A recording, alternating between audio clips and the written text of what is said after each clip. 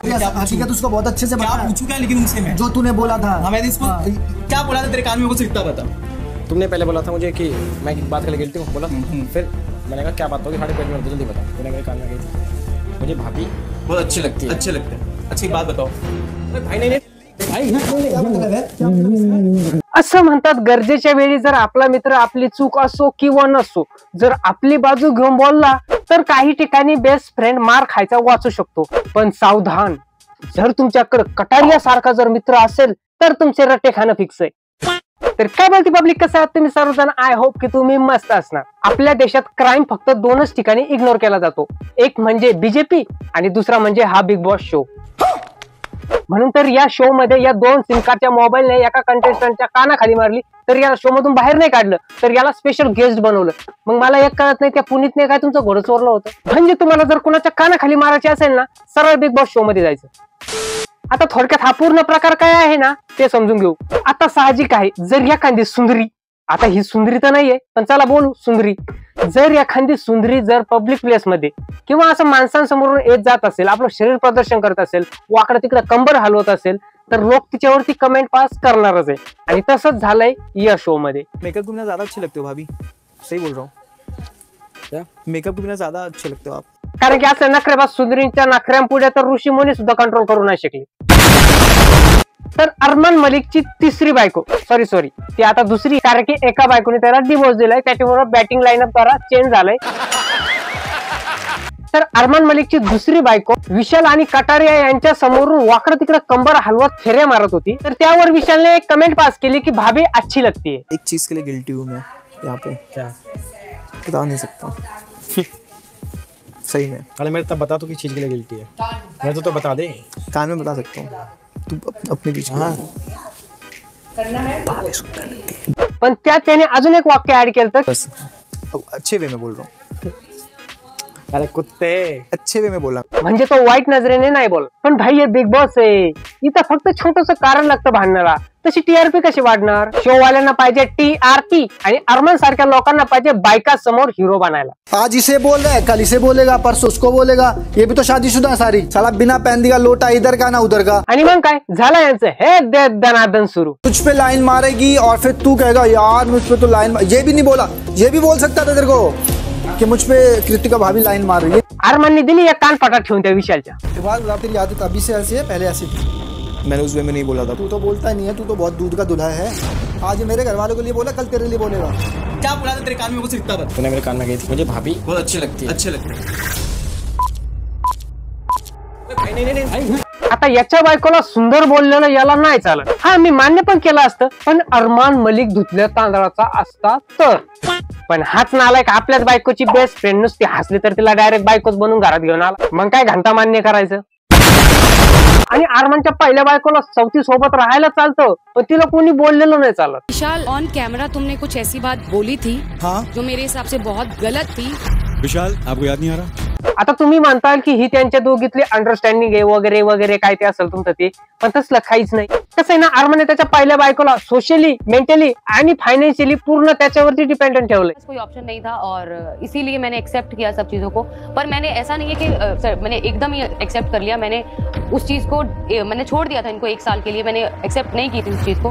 पर जब मुझे लगा कि मेरे आसपास कोई नहीं है और मैं बहुत अकेली हूँ, फाइनेंशियली इमोशनली कोई नहीं है मेरे साथ, ना मेरी फैमिली है ना कोई फ्रेंड है, त्यामुळे ती ना याला सोडू शकते ना याचं घर। अगर अच्छे इंटेंशन से बोला था तो फिर कान में बोलने की क्या सोच? कोई भी चोर अपने आप को चोर थोड़ी बोलेगा। यहाँ से पता लगता है ना इंसान की सोच कितनी छोटी है पायल। पहिले तर या अनिल कपूरला होस्ट बनायची आयडिया कुणाची होती ना, त्याला पहिले पब्लिकचे हवाले करा आणि असा तुडवा ना की पुढल्या वेळेस ना 100 वेळा विचार कर। लव क्या कॉन्टेक्स्ट में ये बात की गई? सुनने में मैंने भी शायद उसको जब इसलिए तो था, मगर तू क्या कर रहा है, पागल वागल है साढ़े। मैं अपनी मम्मी की कसम खा के बोल रहा हूँ, मैंने वो वे में नहीं बोला था। अरे जर तो आईची शपथ घेऊन सांगतोय की मी वाईट इंटेंटने नाही बोललो, तर या विषयाला एवढी वाढायची गरजच नाही। मान्य आहे या नालायक सेलिब्रिटींना ह्या आईची शपथ वगैरे काय मॅटर नाही करत, पण एखादा एवढा पण नालायक नसत। शीशे के सामने खड़ा होकर देख तू क्या पहले, तेरा कोई वजूद ही नहीं है, साला बिना पहन का लोटा इधर का ना उधर का। हा झाकण झुल्या त्या विषयाची एवढी मानहानी करतोय, हे चालतंय का बिग बॉस वाल्यांना?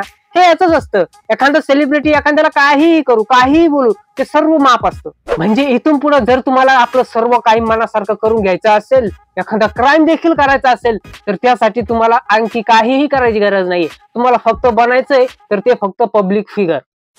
आज इसे बोल रहा है, कल इसे बोलेगा, परसों उसको बोलेगा। ये भी तो शादीशुदा है सारी, पर इस टाइम जुबान थोड़ी चलती है किसी की। इस टाइम तो ये रहता है कभी वोट ना आउट हो जाऊं, मैं नहीं बोलूंगी, मैं क्यों बोलूं, उसकी वाइफ को बोला है। अबे डूब के मर जाओ सारे, तुम भी शादीशुदा हो। आज तुम्हें भी बोला जाएगा, कल परसों तुम्हें भी बोला जाएगा। बात वो नहीं है, आज इसको बोला कल तेरे को भी तो बोलेगा। अब बोलते जब आएगा, जब बोलूंगी मैं तो। अबे 2 सिम कार्ड वाले चायना मोबाईल, तुझं तत्वज्ञान आहे ना तुझ्याकडेच ठेव।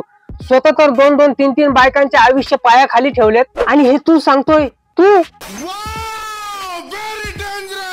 अरे तुला घरातील 3 बायका तर बायका सोड, तुला घरातील कामवाली सुद्धा नाही पुरली, विसरला का? तूच व्हिडिओ टाकलेला। मेरे ऊपर केस लगवा दिया गोलू के घर, पायल के घर वालों ने, पायल के घर वालों ने मेरे ऊपर केस लगाया। मेड थी मेरे घर। आणि हे तर तुमचे फक्त ऑन कॅमेरा लफडे, ऑफ कॅमेरा रिअल लाईफ मध्ये तर तुम्ही काय काय उद्योग करत असाल तुमचं तुम्हाला माहित। आणि हे तर जग जाहीर आहे की ऑन कॅमेरा माणूस आपले तेवढेच लफडे सांगतो जेवढे नाही आपली इज्जत जास्त प्रमाणात जाणार नाही। हा, इज्जत तुमची तुम्ही घालवणारच, तसा तर तुम्हाला फेम भेटणारच नाही, पण तुम्ही हा पुरेपूर प्रयत्न करता की जास्त इज्जत न जाता जास्त फेम कसं मिळवायचं। हे बिग बॉस वाल्यांना सांगणे, तुम्हाला जर एवढीच हौस असेल ना भांडणच दाखवायची तर आमच्या गावाकडल्या बाया घेऊन जावा। नाही 2 दिवसात तुमची हाऊस मिटवली ना तर नाव बदलून ठेवा। 2च दिवसात तुमची सगळी हाऊस मिटल, तुमचा कॅमेरा तर सोडा, कॅमेऱ्याची काच सुद्धा तुम्हाला बघायला भेटणार नाही। आई थिंक ये शो का तरीका है, एक जो बंदा जो बहुत स्ट्रॉन्ग दिखाई में आता है उसको कैसे तोड़ सको, वरना तो ग्राफ यही दिखेगा ना शो का। तो उस बंदे को तोड़ने के लिए जो क्या किस किस हद तक लोग जा सकते हैं, ऐसे बाहर से जो उसने बोला भी नहीं, उससे तो बोला सुंदर दिखता है। किसी को सुंदर बोलना गुनाह है क्या? बदसूरत बोलना है फिर भी आप एक बार ऑफेंड हो सकते हो, सुंदर बोलने में कैसे ऑफेंड हो सकते हो आप? बदसूरत थोड़ी बोला है, और वो भी उसके इंटेंशंस बच्चा है वो साफ क्लियर दिख रहे हैं। आपके इंटेंशंस बुरे हैं, आप बुरे इंटेंशन वाले, एक बीवी होते हुए और एक शादी करते हो, फिर मेड पे भी हाथ डालते हो। क्या मेड पे केस है ना उसका? तेच तर, यांनी असल्या फालतू लोकांना जर पुढाकार दिला नाही अशा थर्ड क्लास स्त्रियांना कोण बघणार आहे? गरीब छोटीशी चूक करून तो मोठा गुन्हेगार, पण श्रीमंत मोठ्यातली मोठी चूक करून सुद्धा तो बरोबर, हेच तर दुर्दैव आहे। होते ही है, ये हर सीजन का है। स्विमिंग पूल में कई बार धक्का दे दिया जाता है एक दूसरे को, ये सब चीजों के लिए कितने तैयार है आप? मैं बहुत तैयार हूँ, तुम करो मेरे साथ, मैं भी करूंगा तुम्हारे साथ। मैं अपने दोस्तों के साथ गलत नहीं कर सकता कभी, बट अगर कोई मेरा दोस्त नहीं है और वो मेरे को बिन फालतू की चीजें किए जा रहा है तो मैं फिर वैसा नहीं हूँ कि मैं भाई अरे भाई छोड़ दे, वैसा तू नहीं। हा विशाल पण 2 ग्लास निघाला, एवढा बडा आहे मारत होता आधीच्या इंटरव्ह्यू मध्ये, मग द्यायची नाही एक ठेवून आर्म्याच्या, मग तेव्हा कशाला मार खात बसला? अरे अन्याय करणाऱ्यापेक्षा अन्याय सहन करणारा जास्त गुन्हेगार।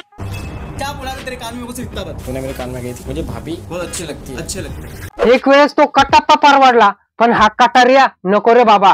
आणि त्या आर्म्याला पण काय हाच पाटला क्लिअरिफिकेशन साठी, त्याचं त्यालाच माहिती। कारण की कटारिया तिथं असं पण सांगू शकत होता की हा तो बोललाय पण वाईट इंटेंटने नाही बोललाय, पण नाही त्याने असं नाही केलं, त्याने आणखीन आगीत तेल टाकून दिलं। कुदरत ने करवाया मेरे साथ और बस सब चीजें ठीक चल रही हैं। सर कुछ नहीं किया, बस ये लगा लो कि कुदरत ने बोला कि भाई करो और हमने कर दिया। अरे थूत तेरी कुदरत पे, जो एका बायकोचा नाही झाला तो 2-2 बायकाचा काय होणार आहे? बिग बॉस वाल्यांना जर अजून टीआरपी हवी असेल ना तर एक काम करा, ती कामवाली सुद्धा घेऊन या शो मध्ये ज्याच्या सोबत याचं लफडं होतं।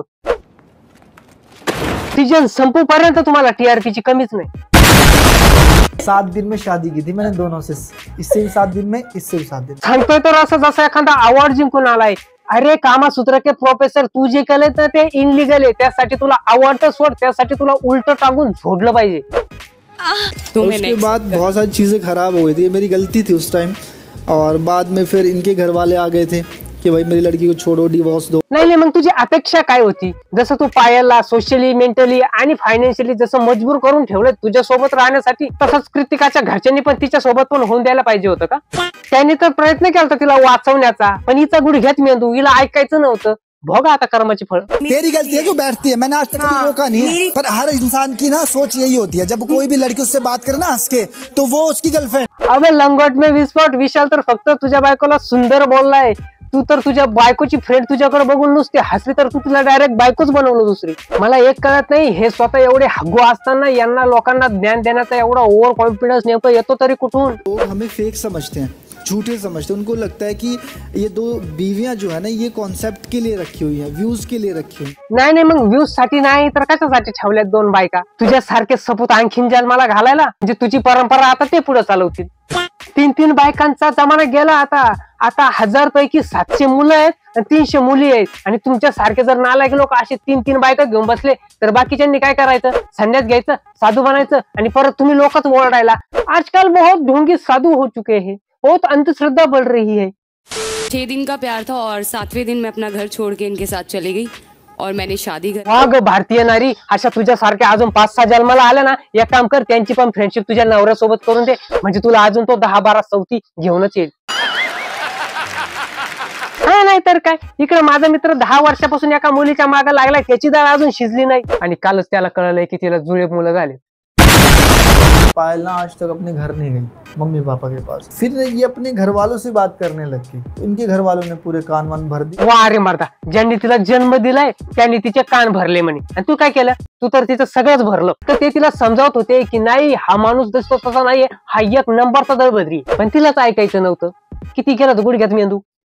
तर आजचा व्हिडिओ तुम्हाला कसा वाटला ते कमेंट करून सांगायला विसरू नका, कारण की या टॉपिक वरती आपण पहिल्यांदाच व्हिडिओ बनवला, आणि जर अशाच टॉपिक वरती अजून व्हिडिओ पाहिजे असेल तर ते पण कमेंट सेक्शन मध्ये कळवा, आपण पूर्ण सीजन होईपर्यंत यांची पार वरात काढून टाकू. तर व्हिडिओ आवडला असेल तर लाईक करायला विसरू नका, चॅनल वरती पहिल्यांदा आले असेल तर चॅनल सबस्क्राईब करायला विसरू नका. चला तर मग भेटूया नेक्स्ट व्हिडिओ मध्ये एक नवीन टॉपिक सोबत, तोपर्यंत बाय बाय. आता मी बिघडलो, अख्खं वातावरण टाईट, माझेच लोक मला झालेत वाईट, जे सोबत आहेत आत्ता ते जीवेत आपले, आणि जे सोडून गेलेत ते आपले नाहीत.